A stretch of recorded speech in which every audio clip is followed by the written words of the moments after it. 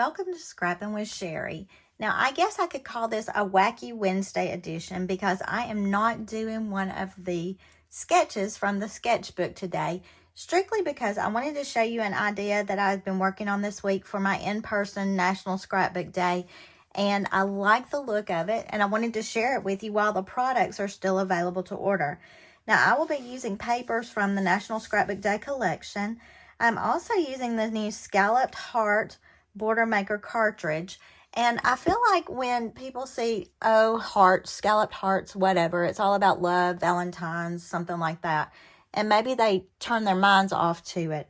But I've been playing with this to use it in a way that's not necessarily love, hearts, Valentine related. So I wanted to show you what I've done with that. Now I'll be using my Border Maker system, and I pulled this blue floral paper from the National Scrapbook Day collection. It's got some green vines on the back, and then I've got a couple of pieces of cardstock from the National Scrapbook Day project recipe. This is the tangerine, and this is the blue, and my initial cutting will be done on the tangerine. So I'm going to slide the others out of the way, and I'm going to pull my 12-inch trimmer first. Now, to make this design, you can use any even numbered measurements, as I have discovered so far. Now, I haven't tried every single thing, but so far, even numbered measurements work.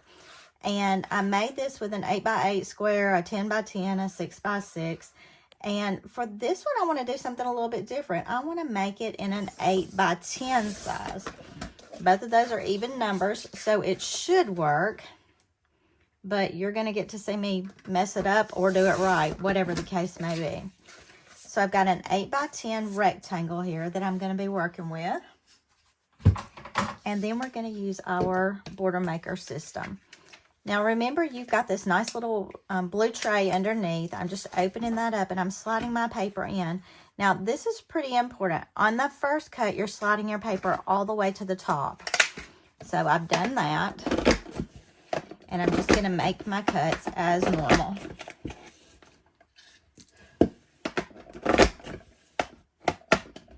And I went all the way down that. Now you'll see parts of this are kind of sticking in the housing, so you be sure and clean those out. Now we're going to rotate this to the left. And this time, instead of going all the way to the top, I'm going to the first line. Your Border Maker paper guide actually has a line underneath there, and you can see it through. It's lined up with this dot right here, and I hope you can see that on the video. But I'm going to that first line. Maybe that helps a little bit. So I'm going to fold the guide back again. I'm still going to start my housing at the tip top of this, where we normally would start, and I'm just going to punch down through there. Now, I'm going to stop at this when there's a little bit left. If you go all the way down and you punch one more, it's not going to hurt anything. But then we're going to rotate again to an uncut side. This time we're sliding it back to the top, all the way up. Now, if you had cut that off, it would be a lot harder to line this part up. So I guess it's a good thing I didn't go all the way to the top. I probably need to make a note of that. And we're going to cut again.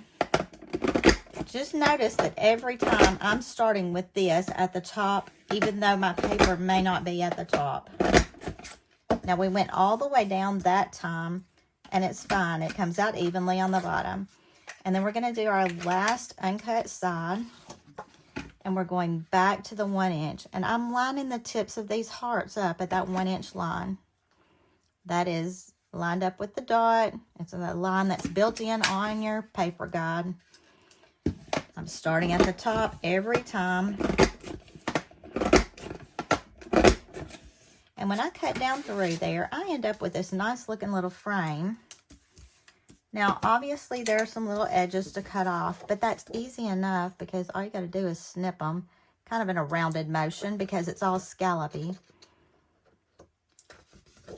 But we made a frame out of this. Now, this is an 8x10. But our interior area is going to be a lot smaller now because we cut all that extra off. Now we've got that evened up and it's really pretty. But I said some of you don't like the hearts. You don't necessarily want hearts showing. So we're going to cover up the top edge of the hearts so that it won't look like it's hearts all the way around. And we're going to do that by cutting a piece of paper that's 8 5/8 by 6 5/8. And I'm going to use this blue that came out of that same collection to do that. And you'll see why in just a minute. So 8 5/8, 8, we go to a half, so go to a half, then we go over 1 more 1/8, which is actually 2 more ticks.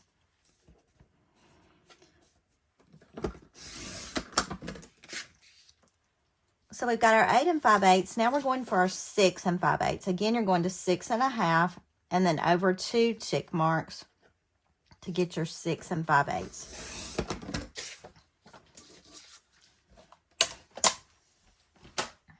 And when we layer that on this, we end up with this nice looking design around, but you can't really tell that it started out as hearts.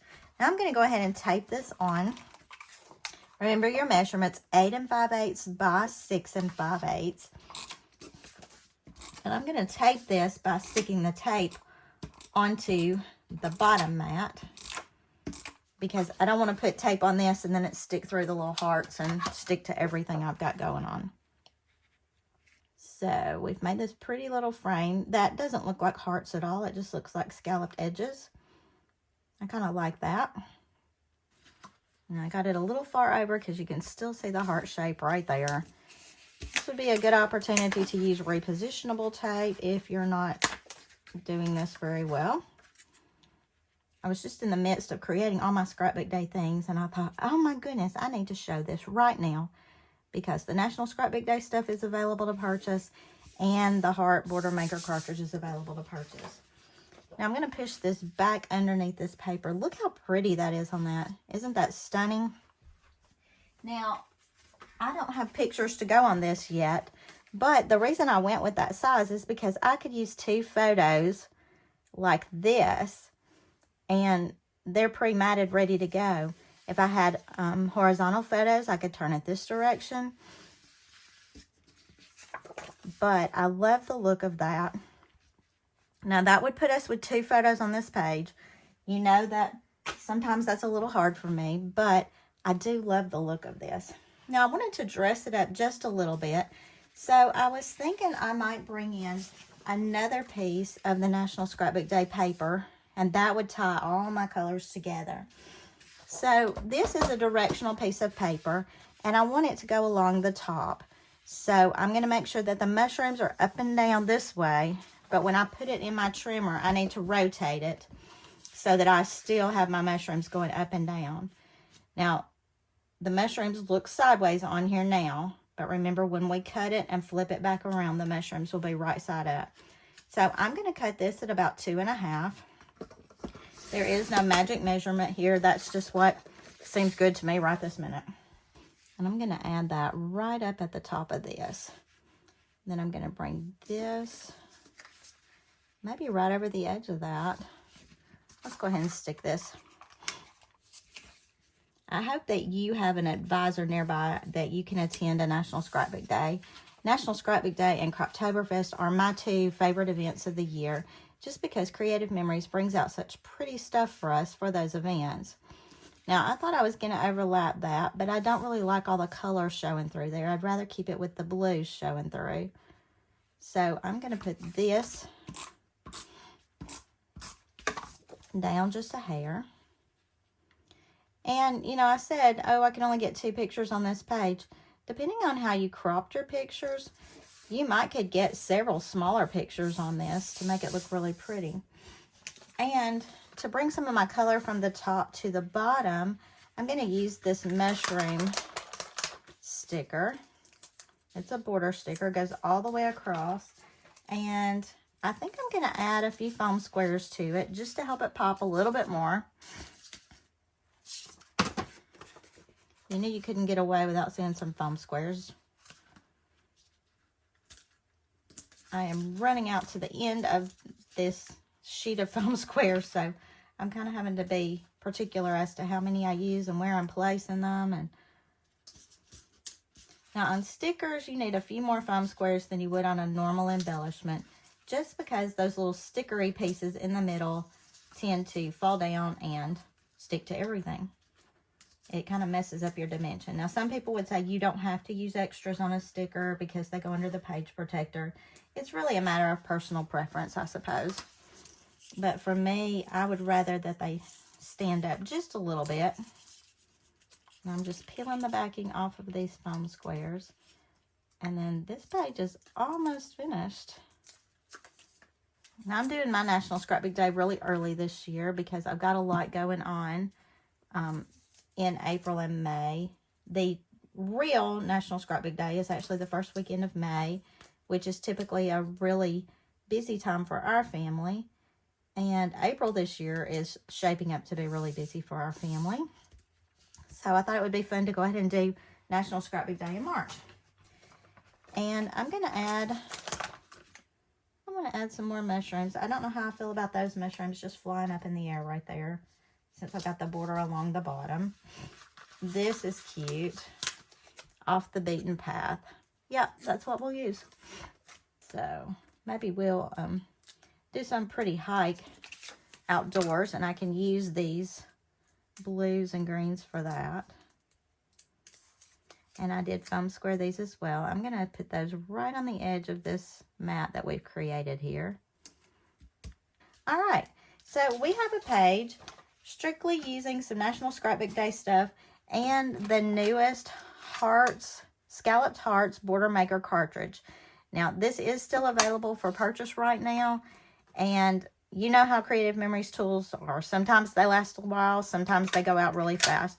So if you haven't played with the Scalloped Hearts, you haven't ordered that yet, and you're not sure about it because of the hearts, look at the different way you can use it without it looking like a heart. It just looks like a nice scalloped frame. Kind of actually picks up the shape of those mushroom tops. So that's pretty cool. So here's your Wacky Wednesday, not a sketch page. And until I see you next time, happy scrapping.